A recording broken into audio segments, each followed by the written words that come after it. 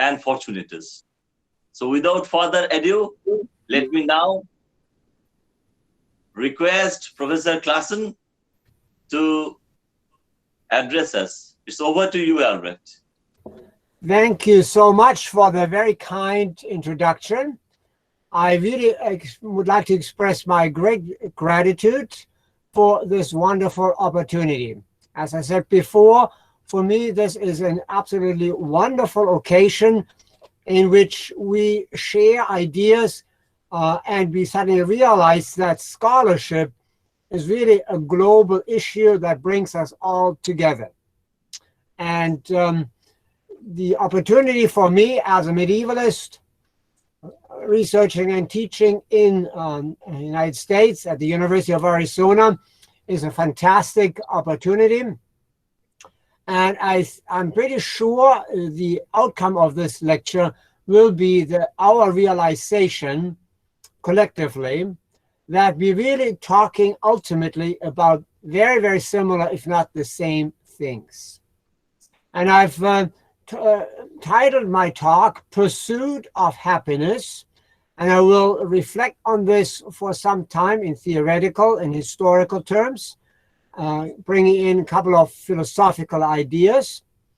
And then I will illuminate the topic by way of introducing to you, I would say, the most important, the most influential philosopher who wrote his treatise on happiness.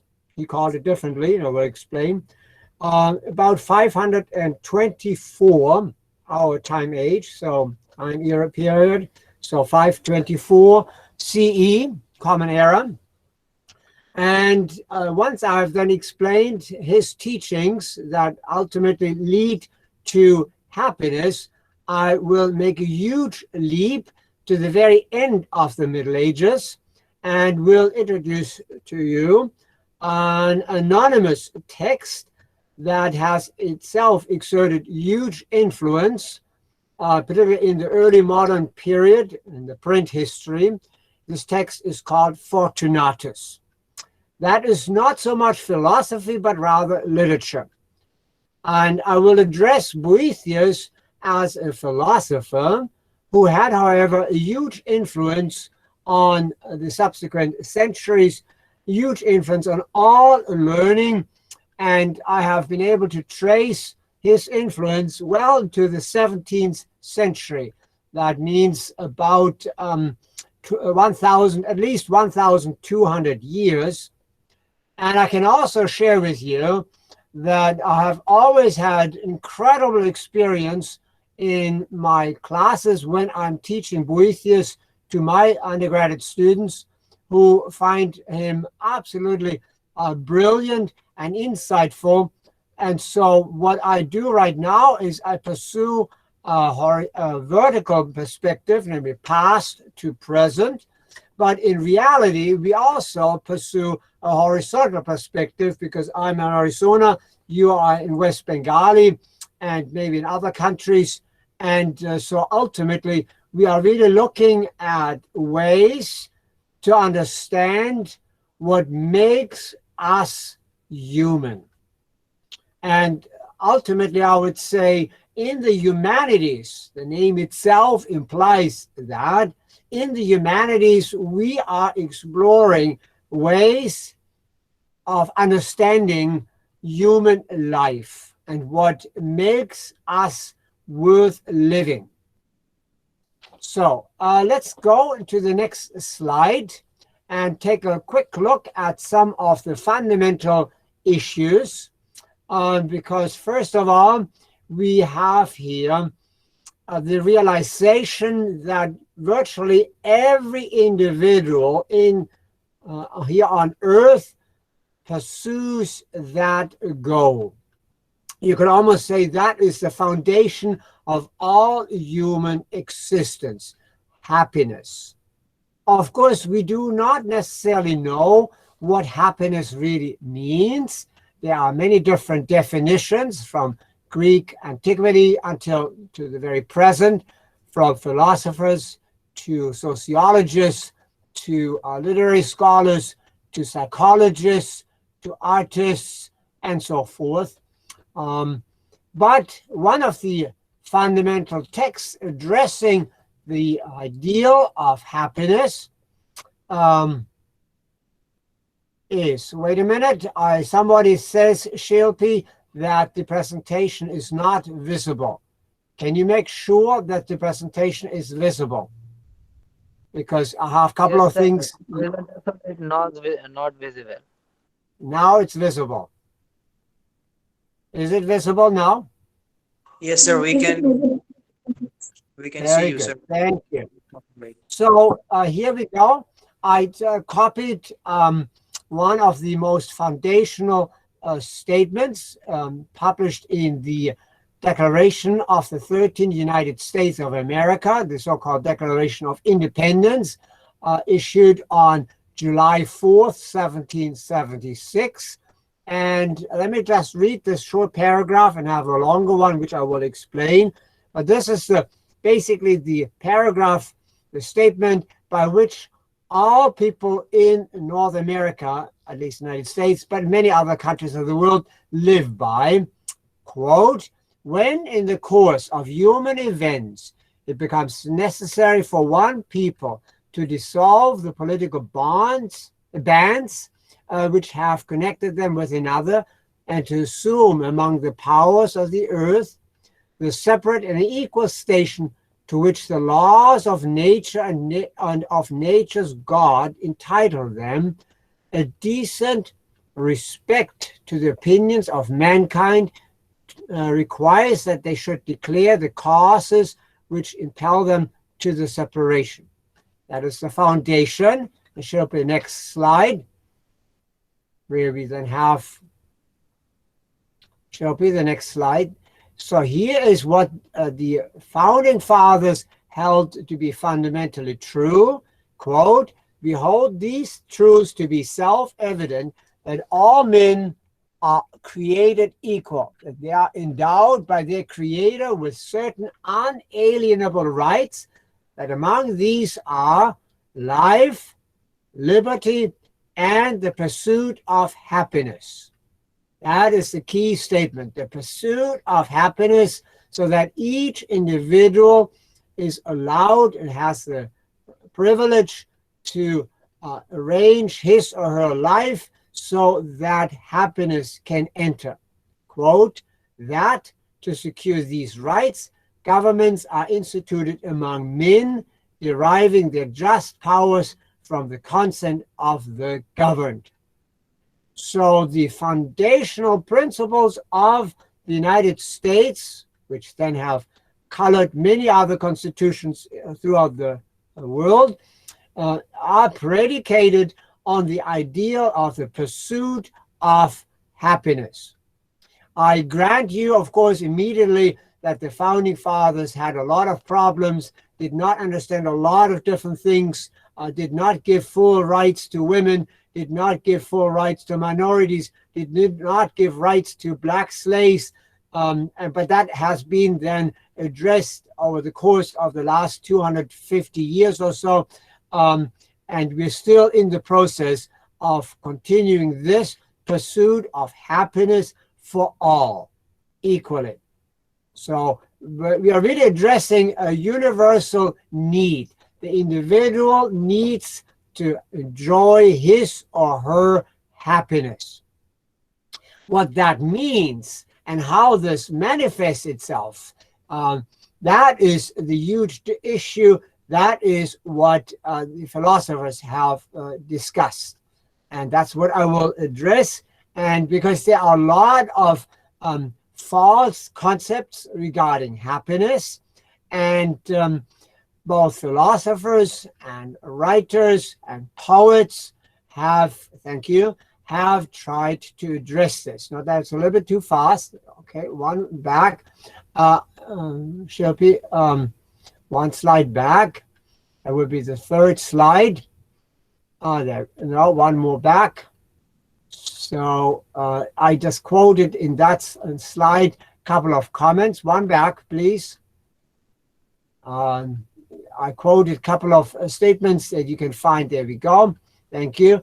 Not a really scholarly source, but it gives you a good sense of how much the issue of happiness is being discussed. Is it a feeling or an emotion? Is it just pleasure? Is it joy? Is it just the entertainment one can have? And there are many very famous psychologists, such as Daniel Kahneman, who has defined, and I quote, "What I experience here and now." That is a very, very superficial approach to happiness. And this is yet, however, what most people assume. Others say we need to have satisfaction in our lives, whatever that might mean. Others talk about the quality of life. And each one of those is a little mine by itself and a trapdoor to many other things. It all remains very spurious, very superficial. And here Ruth Veenhoven has defined happiness as, quote, overall appreciation of one's life as a whole. Again, what does that mean? These are just very verbose phrases that does not really help us that much, but they identify or underscore already how much intellectuals throughout times have struggled very hard to come to terms with this notion. So Shilpi, the next slide then, we're coming back to what our founding fathers and others have said. Here's the book cover of, oops, not too fast, please. Can you go back, actually 2 slides, one more back. So one more back, please. Okay, so now, okay. Well, I dealt with that already, and then, okay, then move on. If then we skipped a slide, that's okay. Now here we go, very good. That is a lengthy explication of, once again, the founding fathers, and they define really the happiness in a political and philosophical context.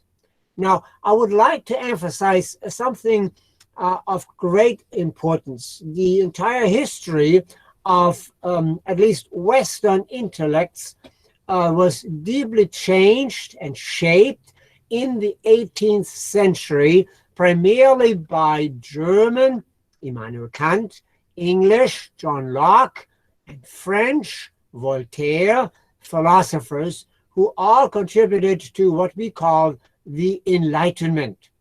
And the American Constitution, that's what you see here, an excerpt, was really predicated on the intellectual understandings of Enlightenment ideas. And part of that Enlightenment was also the pursuit of happiness and the development of the human mind, further leading to intellectual independence. That's what Immanuel Kant particularly expressed. And the American founding fathers were, of course, all deeply educated by the German and French philosophers. And so they profited from the insights by, let's say, Locke, Voltaire, and Kant when they formulated their constitution and their general notion about happiness. Okay, next slide, please. We leave the political dimension behind, and we dealt with that. Next slide. Okay, very good. This is the very latest study that just appeared. Peter Stern, who has written a book about happiness in history. And so he tries from a historical perspective, next slide, to discuss how people have experienced happiness in many different forms and shape. So here are a couple of comments from or about the book. He looks at the interaction between psychology and history, trying to recognize what the relationship might be, quote, between ideas and popular experiences. and the opportunity to use historical analysis to assess strengths and weaknesses of dominant contemporary notions of happiness. Now, this is all extremely interesting because psychologists and sociologists have done massive global efforts over the last maybe 10, 15 years to find out what country in the world is the happiest, what people in the world is the happiest. So they have studied major regions of Asia, Africa, Latin America, Europe, and North America, and have found really in an odd way that some of the happiest people are those who have the least material goods available to them. But that's sort of the common attempt. That means we have not a clear idea, it seems, why an individual is happy and what we need to learn in order to achieve that happiness. And so for that reason, in my estimation, all these efforts are valid and interesting, but political, psychological, historical, sociological, anthropological, religiously, and so forth, they're not sufficient, in my opinion, really fully to understand what people have understood or have conceived of the true sense of happiness. So let's move to the next slide. And what I want to examine. So Shilpi, can you move on? Okay, Shilpi, I need you to move on to the next one. Okay, so oops, that was too fast. Just go one slide back. What I myself have done is that one back, Shilpi. There we go. And so you see here a list, and the next slide has another one of recent studies that I've published, because I have tried to use a variety of different medieval texts. Well, we can stay with this, that's fine. That is the latest, The Human Quest for Happiness and Meaning, Old and New Perspectives, Religious, Philosophical, and Literary Reflections from the Past as a Platform for Our Future. St. Augustine, Boethius, you can hear already Boethius, and Gautier de Coincy, which appeared in this Greek journal. So what you have here in this study, I draw from one of the founders of the Christian Church, St. Augustine, founding father. Then I draw from Boethius, who was the major late antique philosopher. And then I draw from 13th century Old French text. I don't want to go into Augustine or Gautier de Coincy. That would take us too far afield. I will focus on Boethius and try to elaborate how he approached the whole notion of Boethius. I would like already to stress, since I'm not going much into that, but that would be a good basis for future discussion, you will probably from your own perspective recognize a lot of similarities with the same discourse, for example, in Buddhist thought. So what Gautama Buddha had said finds in a very striking way intriguing parallels in the discourse pursued in the West since late antiquity. Okay, next slide, Shilpi. So you can see how much I have endeavored to work, thank you, with the whole notion of happiness. And I believe that the humanities and our discussion of philosophy and literature and poetry, but also the arts, help us tremendously to approach the topic of happiness. So I would like to start with an image which has been used throughout times to elaborate or to explain the fundamental teachings by Boethius. This is not necessarily directly Boethius, but it's one of the illustrations that is commonly, which are commonly used to illustrate Boethius's text, which, by the way, is called The Consolation of philosophy. So what you see here is very self-evident. It is a huge wheel, and the wheel is, of course, round. That means it turns. That means it turns all the time. And you have here an illustration of the conditions of human life. On the top, you have the king or emperor, and then you have other people on the side of the wheel or the bottom of the wheel, and then on the rising side, left side of the wheel, another person. So what we see here is basically the wheel of fortune. So in essence, that is the current situation in human life. That's what Boethius really talked about. The person on the right is philosophy, who in a way tries to stop the wheel from further turning.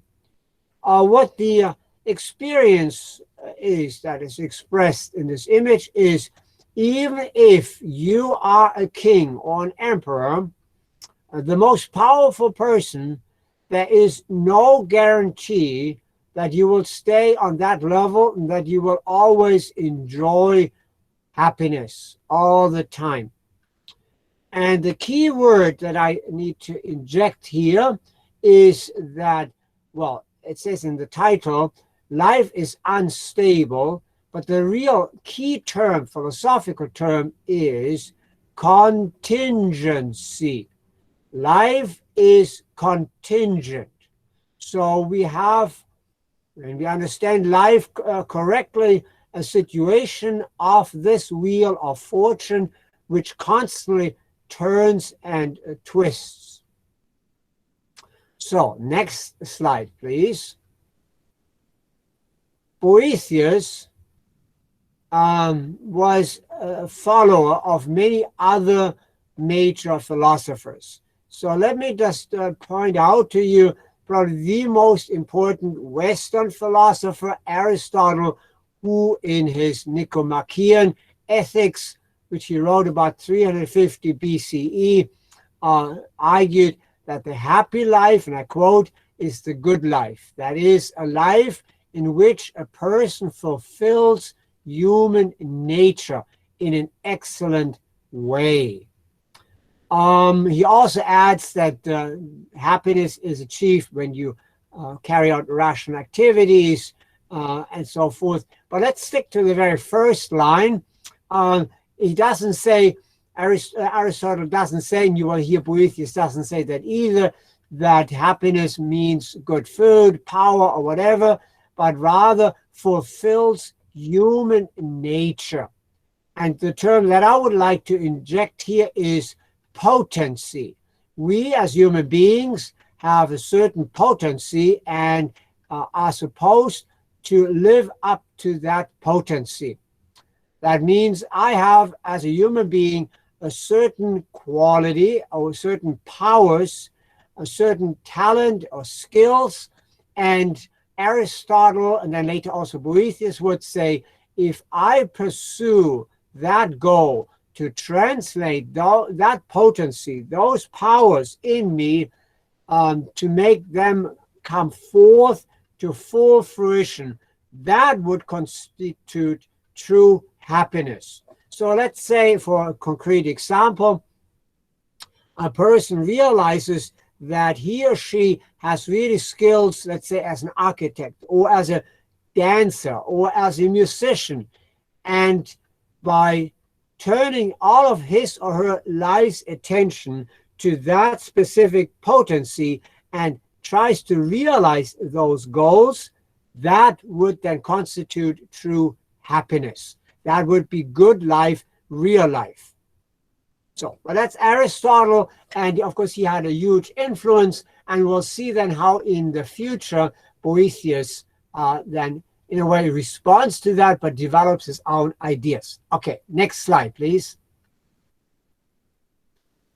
Aristotle was the ancient philosopher, and what I now want to do, I want to jump from antiquity to the Middle Ages, to the early modern age, and then that's something up for you. then we could move to the modern and the contemporary. So I should have written down antiquity, Middle Ages, early modern times, and contemporary period. So, but I will focus on late antiquity and the early modern period, and if time permits, also look into early modern. Okay, let's move on to the next slide. Now we have set the framework, and here a short contemporary reflection. We today, in the 21st century, live, of course, in a time when we seem to have more resources, I'm talking about material resources, than ever before. Many people are extremely rich. So the question is, are we happy now, or have we not rather lost happiness? How would we define happiness? So if we had more time and maybe a real seminar, I would ask for feedback from the audience. I leave that aside, and we can maybe have some questions afterwards. But I wonder in general, that is more political or sociological comment, are we really happy today? And I think we might not. Yeah, we have lots of goods. We have food, we have drinks, we have clothing, we have cars, we have computers. But are we happy? Let me give you one small example also from the West. We have more and more freedoms today, and we have all kinds of rights and privileges, which, however, also has led, at least in the West, to an ever-growing number or rate of divorces. That means individuals want to pursue their happiness and tend to separate from their marriage partners, which leads to enormous unhappiness amongst many people, particularly amongst children, but also the individuals. And all that freedom we have and enjoy in the West has at least not led really to an increase of happiness. So it sounds maybe a little bit polemical. We can discuss that further. But I would argue the further away we move from late antiquity, the less we really understand what true happiness is. And so I want us to look backwards, to gaze into the past and learn from what one of the most profound thinkers had to say about happiness, to profit from his insights and thereby translate those into a medium for our own philosophical reflections. Okay, so now we have a good basis. Next slide. So I would argue that without happiness, life is not really worth living. There are many different religious, philosophical, ethical, moral, and spiritual strategies to pursue that. And there's also physical happiness. You know, let's say you have wonderful food and drink, or you are a long distance runner and all the adrenaline that is pumping through your veins make you feel really happy. That is all fine and good, but as you will see, most of those criteria that make us think that we are happy are only illusions. Okay, so next slide. All that is a little bit polemical, I understand. It may be subjective, but let's start now with Boethius. Boethius was one of the most powerful men in late antique Rome. I have to tell you, the Roman Empire already had fallen in 476. The Ostrogothic people had taken over and ruled Rome. And of course, the ancient Roman structures were still in place. The Eastern Roman Empire was also still in place. That means in Byzantium or Constantinople, which is called today Istanbul. And Boethius was basically the leader of the Roman Senate, and he tried to interact and mediate between the Ostrogothic rulers and the Roman senators and Byzantium. And he was highly intellectually educated person. He spoke and read Greek. He translated a lot of Greek texts by Aristotle and others, and tried to build connections between East and West. And a lot of people disliked that, and eventually, despite, or rather because of his major political success, he was then accused, rightly or wrongly, I would say wrongly, of state treason, and was then thrown into prison and murdered in prison, probably stoned to death. Maybe half a year, maybe a year before his death, he sat down and wrote this major treatise on De Consolatione Philosophiae, so on the consolation of happiness, and tried to explain or to himself what that means. So he died about that time, and he wrote this consolation.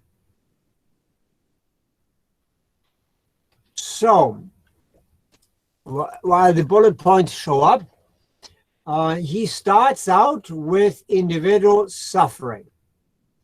And he is in prison and suffers and is extremely unhappy because he faces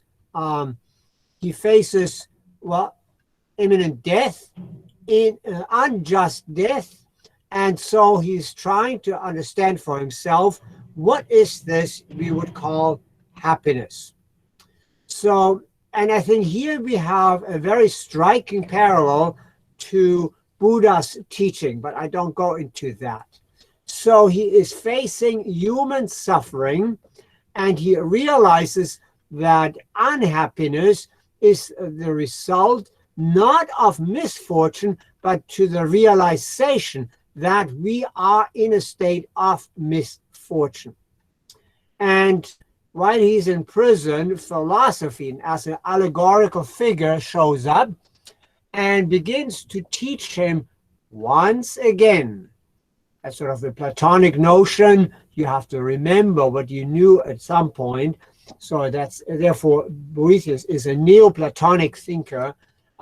We have to remember once again what we once knew. And Boethius knew at one point what true happiness was. He just needs to be reminded of the basic arguments. And so we're going through this whole learning process together with him. And as I said before, one of the key notions which he learns is that life as we know it and all our worldly criteria that make us feel happy are really predicated on the concept of contingency.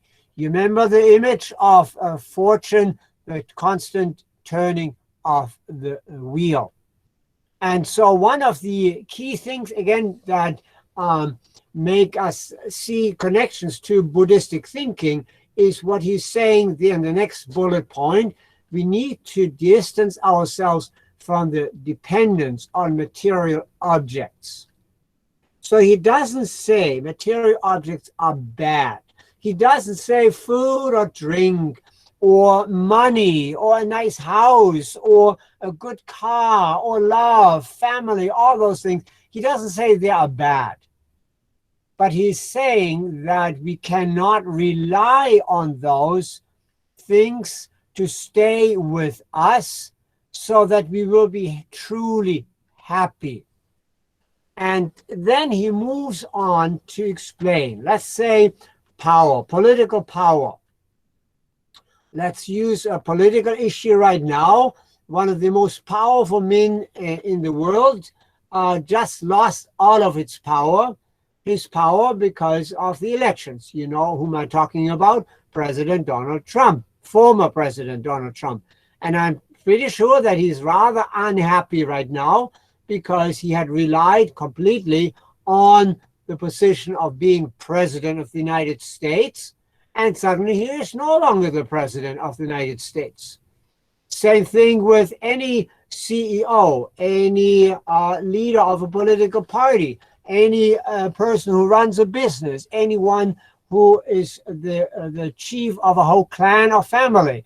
anyone who has power, money, and influence can easily realize that all that is only temporary, contingent, because we depend hence on lots of things. So he explains, for example, a very rich person cannot really be happy because that person constantly worries that other people might come and steal things. We have a very common experience here in Arizona with lots of very, very rich people who are, of course, afraid of thieves and burglars, and so they live in gated communities. That means they live in a small community of maybe, let's say, 40 houses surrounded by walls, gates, guards. That means they're completely dependent on protection by other people. The very moment somebody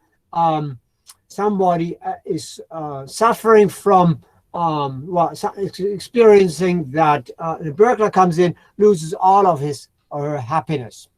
I pause a little bit. I saw a hand going up. Somebody wanted to ask a question. Is there a reason? Are you happy to share? If not. No, sir, you can finish it first, then we will have the questions. Very good. Thank you so much. So I think the notion is very clear. The more we depend on other issues, external criteria, the more we lose our true happiness. And so he concludes, and I cut this really very much short, that true happiness can only rest in what he calls self-sufficiency. So maybe in classical antiquity, there was this philosopher, Socrates or Diogenes, who then kind of lived a life in which they were completely independent. They did not need anything. And Diogenes lived just in a barrel. And there's the anecdote that Alexander the Great came to him, the great conqueror of India and part of Western India in the 3rd century BCE. And so he came to that philosopher who just lived miserably, so seemingly living in his barrel and has nothing. And so Aristotle said to the philosopher, I'm the most powerful man in the world. I will fulfill you one wish. One wish. You can ask for anything in the world. And what did Diogenes say? My wish is that you step aside and give me more sunlight. That's all he asked. And therefore he was happy because Diogenes didn't need anything. So the idea, philosophically speaking, is the notion of self-sufficiency. That means absolute goodness, because you give everything out of yourself. You have so much in yourself that you can share that. And the other term, it's all one and the same in different manifestations, is the notion of inner freedom. So let's say you had a lot of money. Does that money really make you happy? Well, let me put it in a very concrete, practical sense. Let's say you have a lot of money, so you decide you will spend a lot of this money for food. So you're going out every night and you eat wonderful food. You eat too much, of course. You drink too much alcohol. And soon enough, the arteries begin to be clogged. Then soon enough, your heart has problems. Soon enough, the doctor tells you, calm down, don't eat that much, exercise more.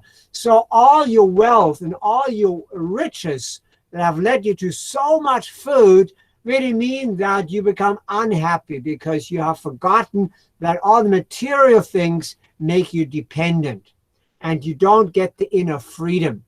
So just to highlight this one more time, freedom rests in freedom from contingency, freedom from the dependence on material objects, and aiming for self-sufficiency. And let me also emphasize, he does not argue that we need to become hermits, that we need to become totally poor, that we do not have any political power. He doesn't say anything of that sort. He only says, and that could be a very Buddhistic notion, to have a distance, to be relaxed, not to depend on those things. When they come, good. When they go, all right. You don't depend on that. And thereby, you gain a better sense of this self-sufficiency. And that is the ultimate goal. And of course, we all know as human beings that we will never achieve that complete self-sufficiency. That is a larger entity. You might want to call it God. You might call it, in the Neoplatonic sense, summum bonum, the highest good. You might call it the goodness. But in a way, he says the origin of all life that needs nothing outside of itself. And all of us as human beings strive to achieve that goal or to approximate that notion of self-sufficiency. That quest for self-sufficiency is a guaranteed way, at least toward happiness, because it gives you an inner sense of freedom. Okay, next slide. So I now have outlined, of course, the basics already of his teachings. It is more complex than I can do here in the short time that is available to me. But this pair, happiness is the very opposite to contingency. I think if I can leave you at the end with that notion that contingency is the worst element that robs you of happiness, then I think I have achieved my goal for today. So next slide.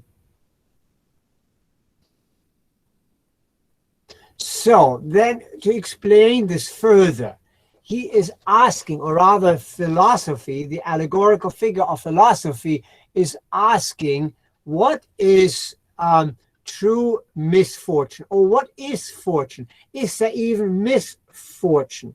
We all know what misfortune is. We all have gone through suffering. We have lost things. We have lost friends. We have lost family members. Is misfortune really bad? Is there even misfortune?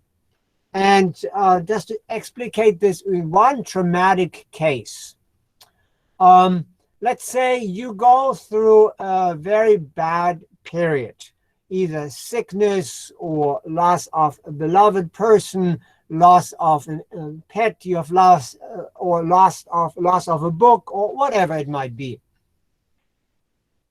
Philosophy says, then fortune, she doesn't even call it misfortune, fortune turns out to be a very good thing, because only in the case of so-called misfortune do you realize who your true friends are.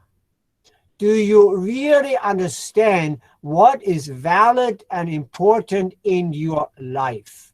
So so-called misfortune is really nothing but a catalyst to understand more the contingency we are in. That means misfortune, as terrible as it might be at the very moment you find yourself in, misfortune leads you to truth. You understand who your true friends are. You understand, under the circumstances of misfortune, what really is valuable in your life.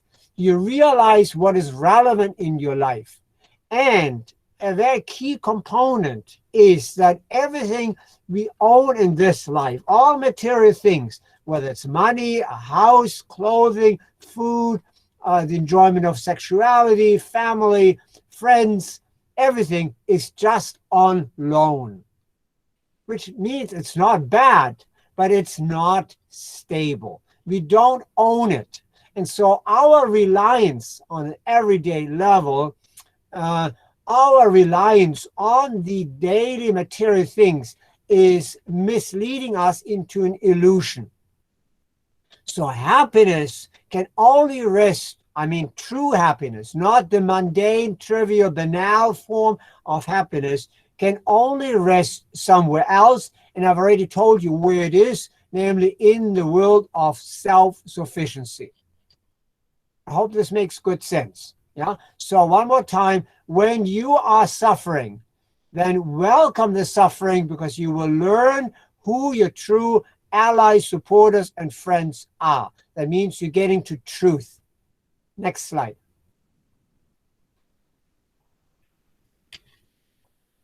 So we have the ordinary concepts of happiness. As I said, wealth, political power, you have fame and honor. Let's play with honor. There are many people, let's say in modern day music, let's say rap music or hip hop, and there are millions of fans who admire those musicians. I personally know nothing about them.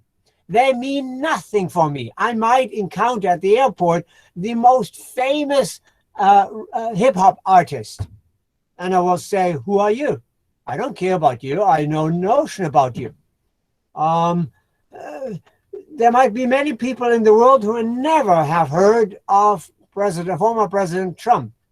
So there are certainly people all over the world who never have heard of Boethius. So fame and honor, that's temporary. That's what you get. You enjoy it, that's fine. There's nothing against it, but it's only contingent. It's a form of contingency, and it's a dangerous element because it misleads you into believing that you have found true happiness. Or let's take the body. We enjoy our bodies. We are happy that we are in a good shape if we are physically fit and healthy, but we all know that how easily we can misstep, we can fall, we can get a sickness, we can get COVID-19, and immediately all that happiness is gone. So we have to dismiss these ordinary concepts of happiness. Next slide. So he uses, in order to explain this in a very simple way, the metaphor of the plant or tree. And I think everyone can enjoy that. He's talking then about the basic potency. We are born, all creatures are born with a genetic code. And I'll use simply modern parlance. So that genetic code, or the potency, or that what is God-given, whatever you want to call it, that wants to evolve.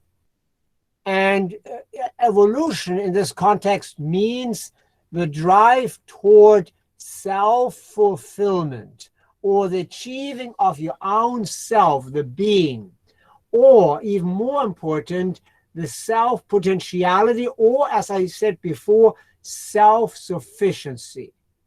So he's arguing that no plant, not one plant on this entire world will deliberately go to a place where it cannot grow. Every plant in this world is trying everything the plant can do to find enough water, to find enough sunlight, whatever it might need, and good soil. That's what every plant wants to do.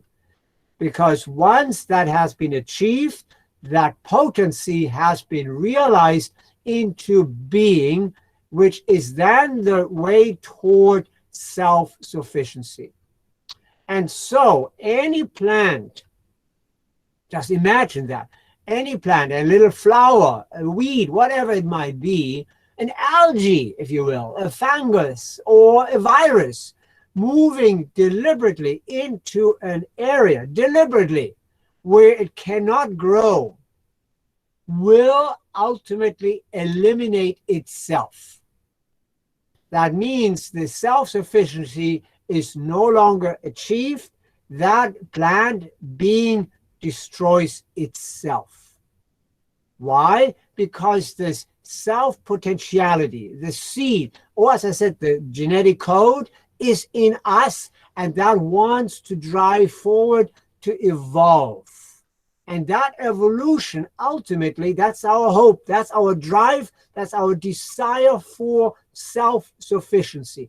That's what really constitutes true ultimate happiness. Or, as I say in my last bullet point, being one within oneself, being freed from contingency, living up to the potency that is God-given, or whatever you want to call it. Okay, next slide. And I need to rush now a little bit. I need to go beyond Boethius. Okay, and so although this is very complex, but ultimately Boethius says there is no evil in this world, at least not in philosophical terms, because those evil people who do these horrible things to you or to Boethius, who killed him then later, are really those miserable plants that try to grow in shade, in bad soil, without water, meaning they destroy themselves. But let's leave that aside and move on, because that gets into very complex, more philosophical issues, and I don't have the time and place to examine this here. So next slide. And so in reality, there is no evil in reality, because we all strive to be good. That's our natural desire to be. And if we turn to evil, we fight against our own inner instinct. That means evil people ultimately destroy themselves and they live for fortune.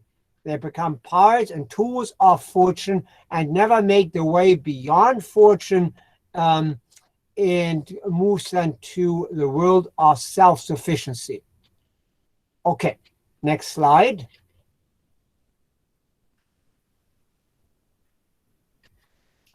Boethius now exerted tremendous influence, and virtually every intellectual in medieval Europe read his Consolation of Philosophy well into the 17th, maybe also 18th centuries.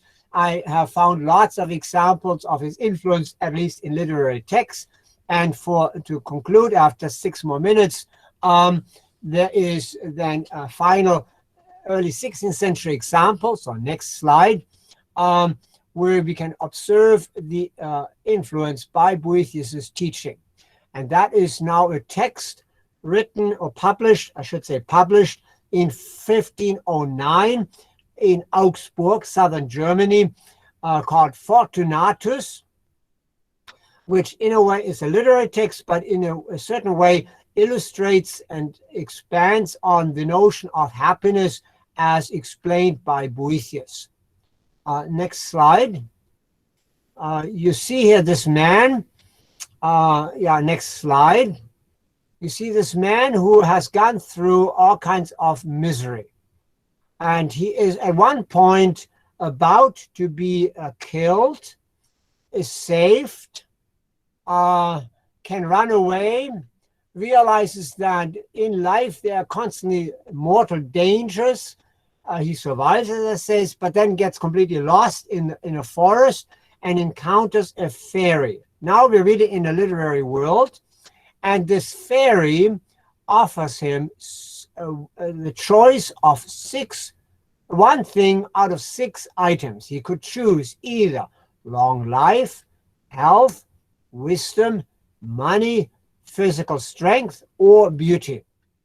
And of course, we are now early 16th century in the world of early modern capitalism. So Fortunatus chooses money. And in the previous picture or slide, you saw him sitting there on his seat with a money purse, and whenever he puts his hand into the purse, there is more money. So he becomes infinitely rich. Next slide. And he uses this money, of course, for his own purposes, and he travels around the world and realizes, the next slide, that's the image where he gets the money purse. Next slide, very good.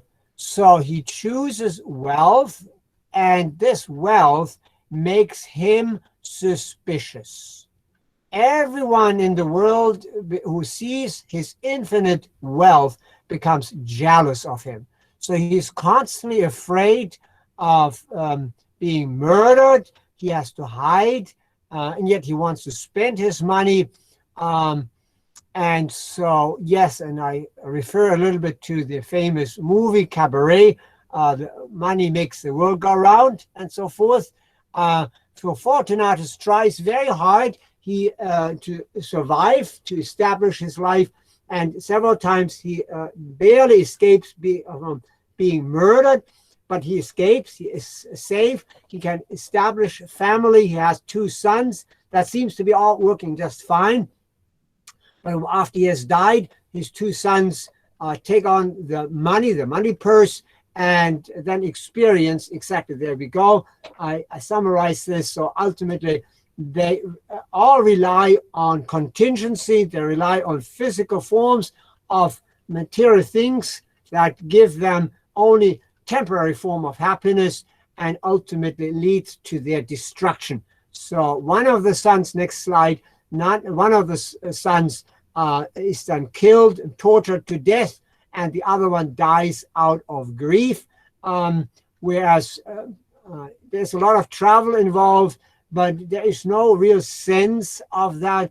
Fortunatus even gets as far as to India. So it's kind of interesting, and I can tell you a little bit more about how the author comments about India and the context between Europeans and Indians. But next slide. We are almost coming to the end. Next slide, please. So he does not achieve happiness. He's just using lots of money, and he's spending money.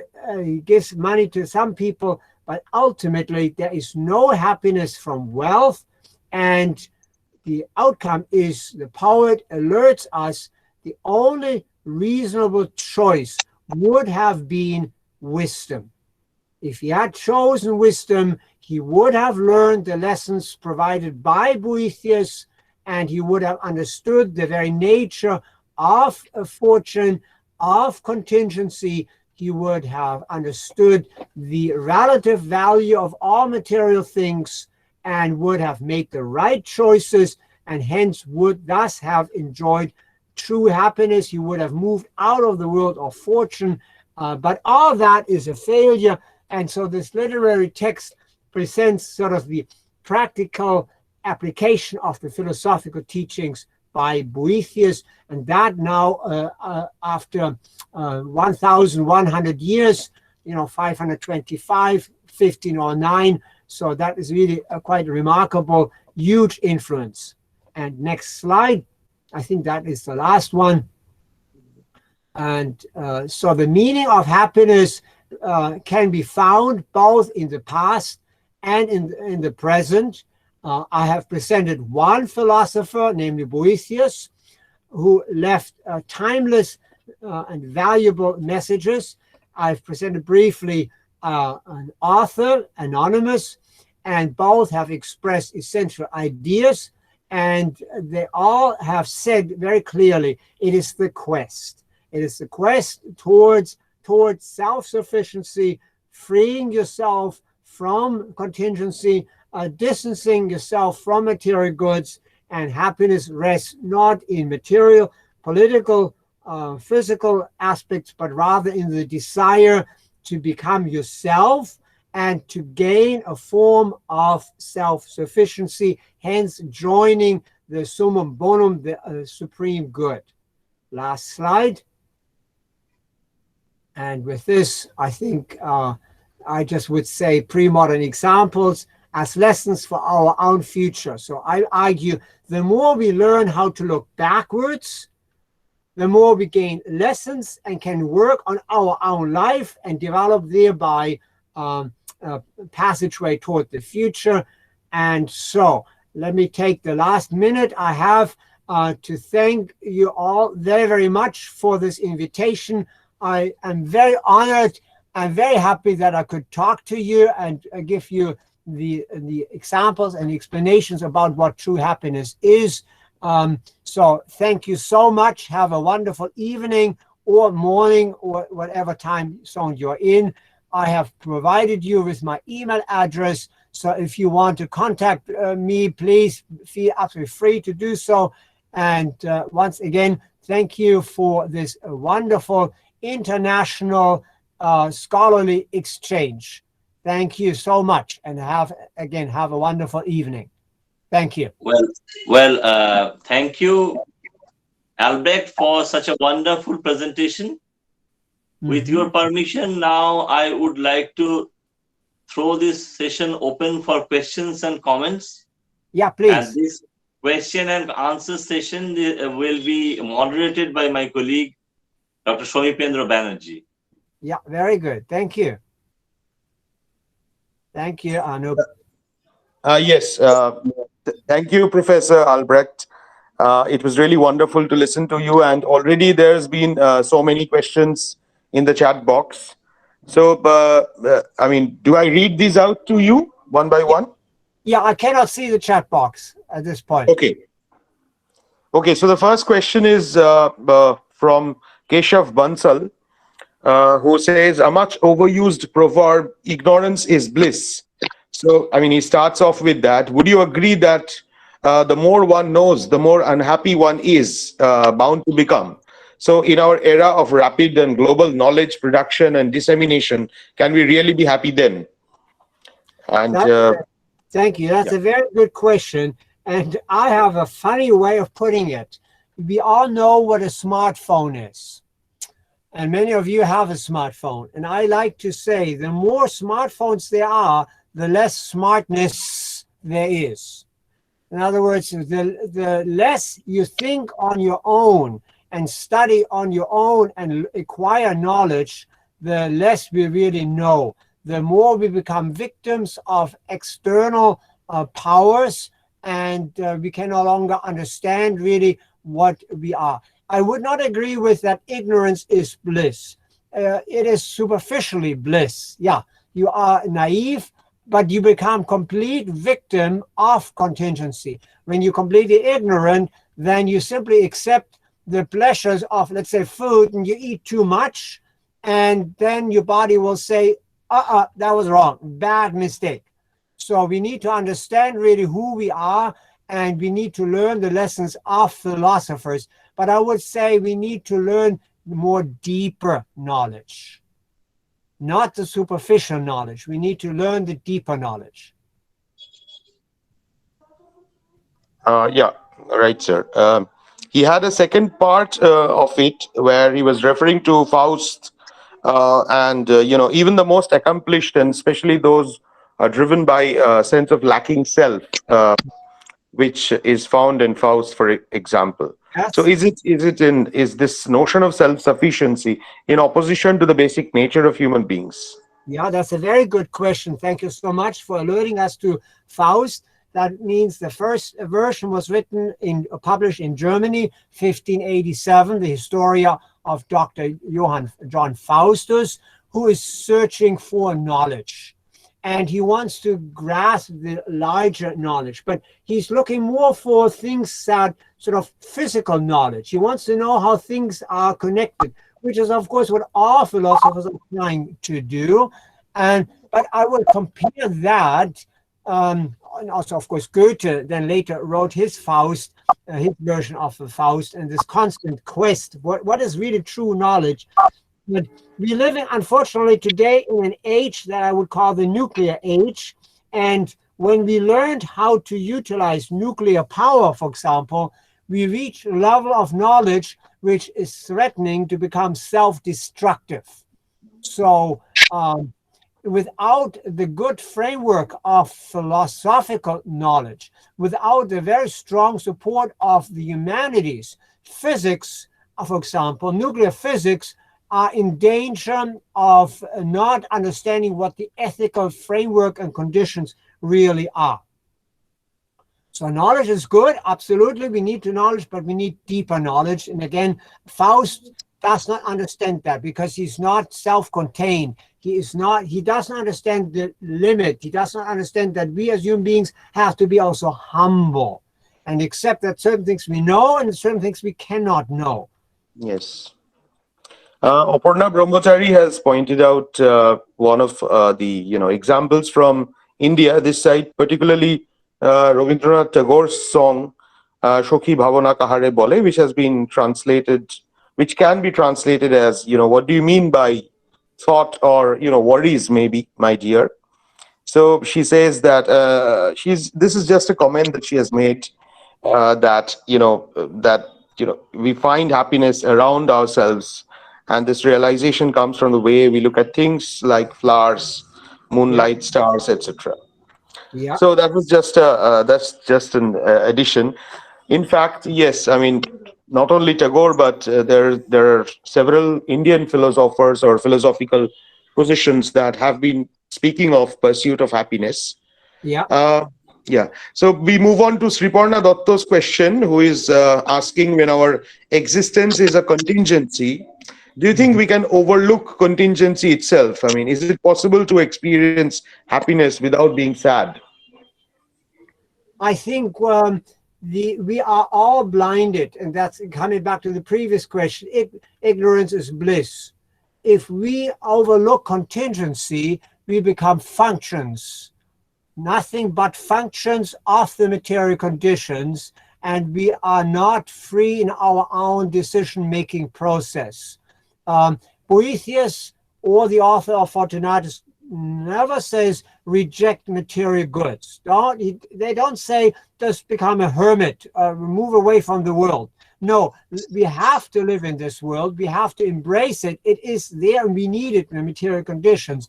But understand that all material goods are defined by their contingency. And the more we allow that material contingent world to control us, to determine our course of life, the more we become dependent on them. So it is shall we say simply the relaxation, the detachment. I think that's a very Buddhistic notion as well. The detachment. Don't count too much on those things. And so I think we need to understand what contingency is. That's what Boethius says. Yes, sir.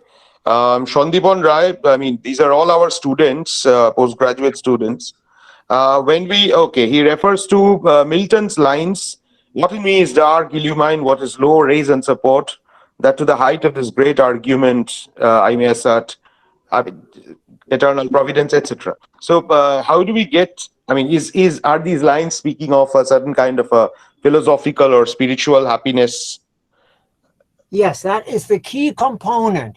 And ultimately, only if you gain a philosophical mind. That means when you can penetrate the wheel of fortune, the contingency, only when you understand how things are connected, will you be able to transcend the contingency of the material conditions. Because as I showed you the image, the wheel of fortune, that continues to turn and spin. You will never be able to stop that. The truth in all of life is that life is contingent, which is fine and accepted. But we all know that true happiness can only rest beyond that dimension. So I think that is a very important component. Well-balanced relationship between the material conditions and our philosophical mind. And that's why we are in education. That's why we all learn. We need to develop our mindset to free ourselves from this contingency. Yes, sir. Okay, the next question is from Preeti Shaha, who has actually quoted from the film The Pursuit of Happiness. And she's asking whether anyone can achieve happiness, or is pursuing happiness better than achieving happiness. And the lines are him saying that we have the right to life, liberty, and the pursuit of happiness. And I thought about how he knew to put the pursuit in there. Like, no one can actually have happiness. We can only pursue it. That's what a character, Chris, says. Yeah, I like that a lot, because Boethius also argues that virtually no one will ever be completely self-sufficient. We are human beings. That means we are material. That means we will never be completely free, because we always need food. We need shelter. We need clothing, we need money, whatever we might need. But we also know that our bodies are slowly, in the course of time, falling apart.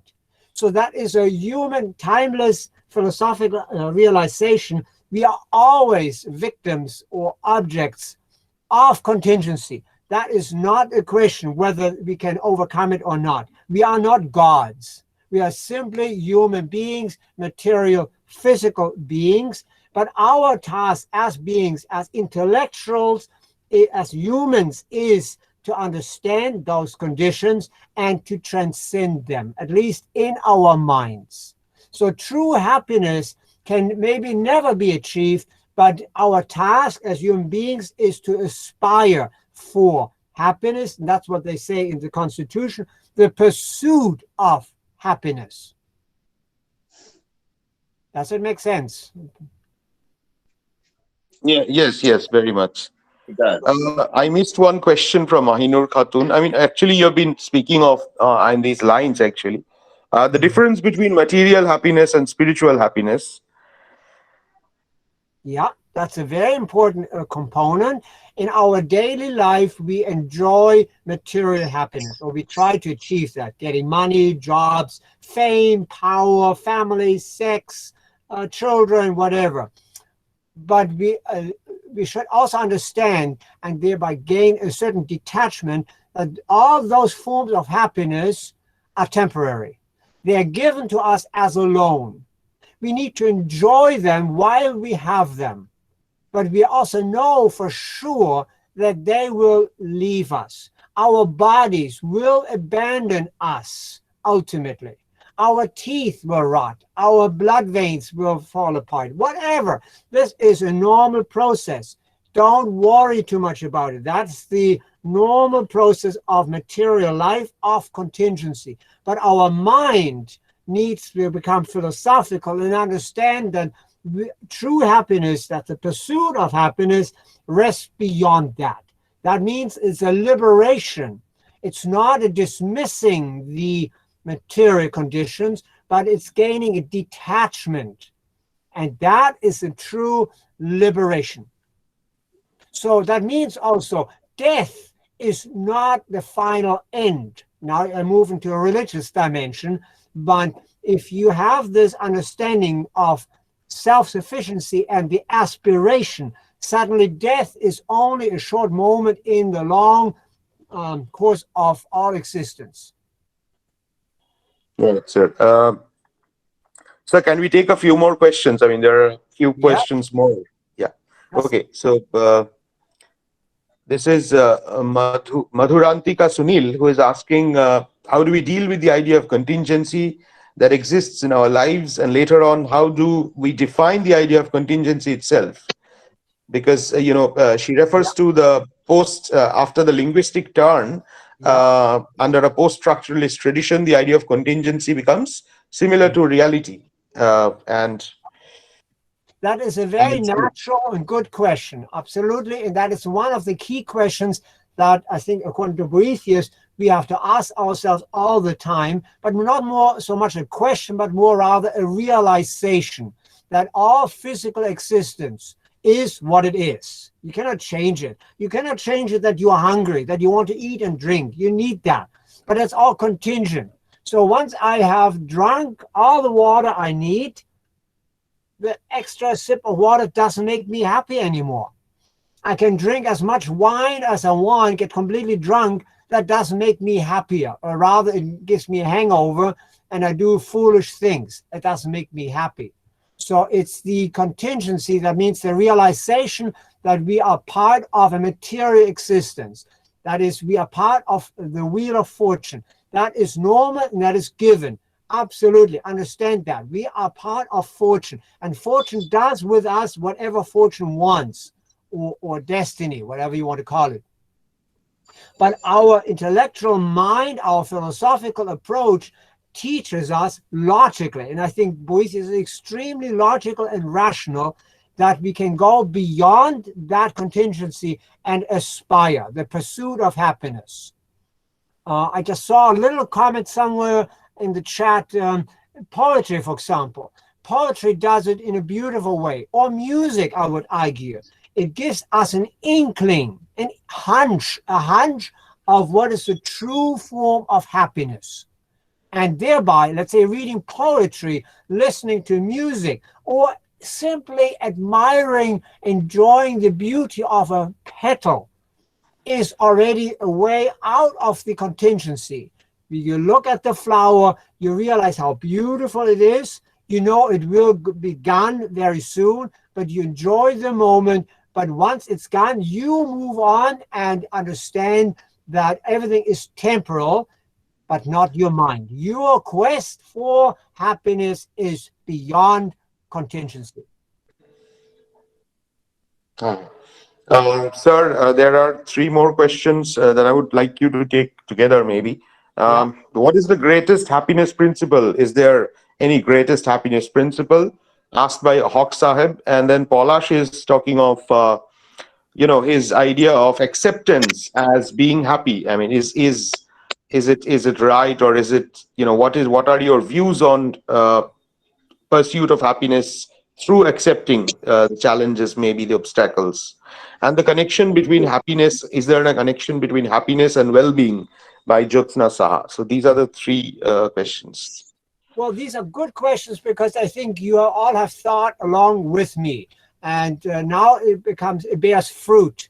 So I think that is a very beautiful way of conceptualizing the whole thing. So the questions already imply the answers. As Boethius is teaching us thereby, is that our being is our physical condition, and by accepting it, we accept that we are part of the entire world of contingency. There is one form of absolute happiness, and that is whatever you might want to call, but it is, Boethius defines that as the complete freedom from dependency. So the complete form of self-sufficiency. And not one creature here on this earth or anywhere else, no material creature can be completely self-sufficient. There can only be the principle, he calls it the summum bonum, the highest good.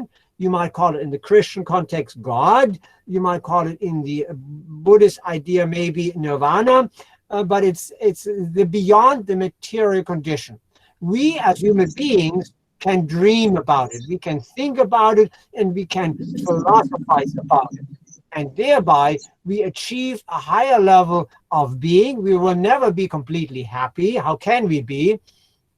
We are physical beings, and it goes up and down, but we can aim for that. And I think that's very much also the notion in Buddhism and in other religions. It's the pathway toward the ultimate good. I have a new book forthcoming. It's called The Trail, tracing the trails in medieval literature, that should be forthcoming in 2 months or so. We have tried in a way to conceptualize it, but by looking at medieval texts where the notion of the trail has been very, very strong. And the other image I just used for my students, my other class, was the labyrinth, walking the labyrinth. So you enter the labyrinth, that means you begin to realize what Boethius realized. You are part of a contingent dimension, but you walk and you walk and you walk. You go through all kinds of fortunes and misfortunes. And the more you go through misfortune or suffering, the more you will understand the notion, the concept, the properties of contingency.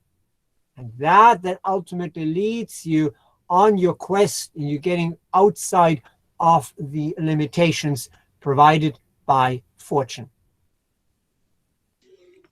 Thank you, Professor Albrecht, for your patient response to all these questions. They're good questions. Thank you. No, I appreciate them.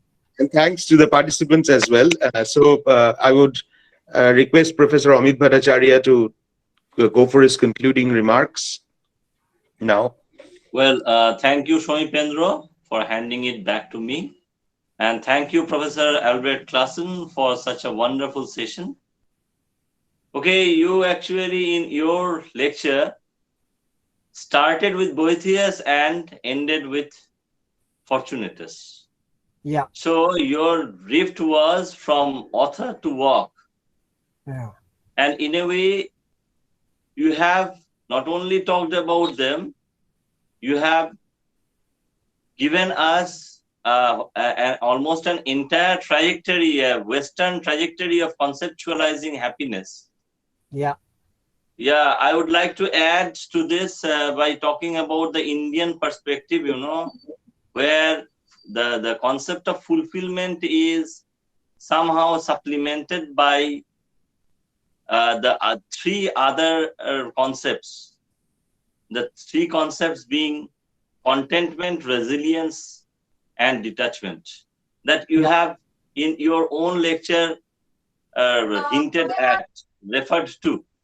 So it was a very wonderful presentation, and it elicited a lot of comments, and we were in a way a bit apprehensive about the kind of reception this particular lecture would have from our mainly our students from the Department of Literature, but the kind of comments that have been elicited makes it fully clear to us that a transliterary and transdisciplinary approach to such aspects and such concepts as happiness may stand us in very good stead today, when pursuit of happiness always means pursuit of material well-being.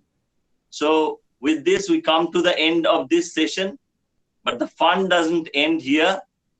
On the 15th, we have another session with Professor Andrea Sau, who will be talking about the Marxist framework of materialism. So with this, we come to the end of this session.